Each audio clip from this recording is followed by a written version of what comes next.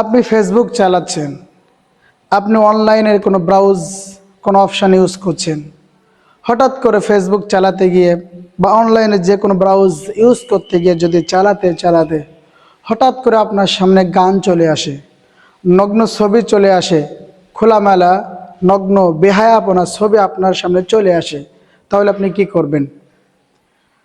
আল্লাহর হাবিব সাল্লাল্লাহু আলাইহি ওয়াসাল্লাম তিনি বলেছেন, তোমরা পর নারীদের দিকে তাকিও না, বেগানা নারীদের দিকে দৃষ্টিপাত করো না।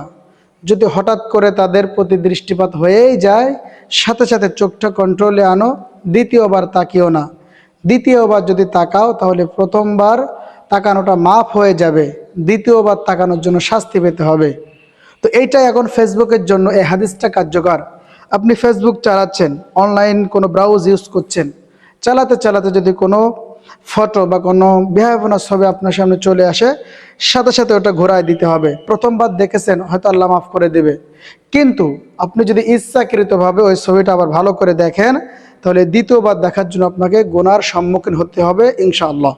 এজন্য দ্বিতীয়বার দেখা থেকে বিরত থাকুন, সাথে সাথে ওই ছবিটা ওখান থেকে কাট করে দেন বা উপরে তুলে দেন, তাহলে ইনশাআল্লাহ আপনার অনলাইন থেকে কোনো গুনাহ হবে না আশা করা যায়।